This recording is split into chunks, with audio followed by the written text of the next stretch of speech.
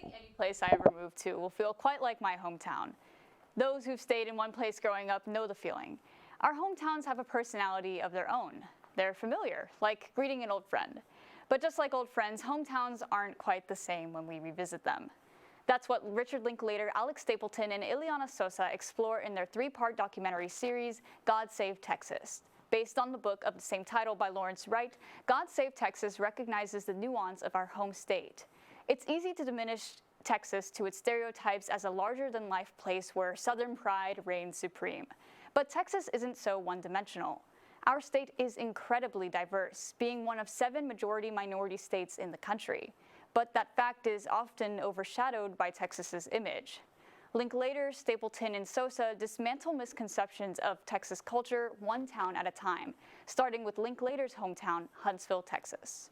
Here, Richard Linklater confronts the prison at the heart of his community, the only place in Texas that enacts the death penalty. Instead of bombarding audiences with court cases and statistics, Linklater focuses on the people who work with inmates every day. We hear from individuals whose livelihoods depend on the prison and the long-term toll it's had on their lives. Their accounts are both heartbreaking and humorous, which bring a much-needed human element to the story that audiences can grab onto. Linklater's episode Hometown Prison breaks down the execution system in a way that's easy to understand while fleshing out the ambivalent culture of Huntsville. Instead of centering one town, The Price of Oil by Alex Stapleton examines how big industry disrupts historically Black and brown communities as a whole. While the oil boom is an important subject in Texas history, we hardly learn of the enslaved people who fueled it. White oil tycoons of Galveston are remembered, with their homes and economic contributions preserved for future generations to learn.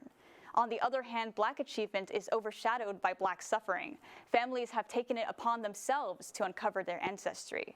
Stapleton traces this line of neglect up to present day, where Black communities continue to be pushed out for more energy plants.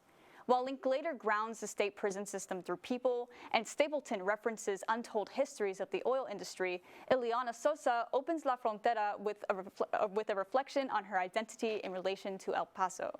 The city's culture is shaped by the walls that separate it from Mexico.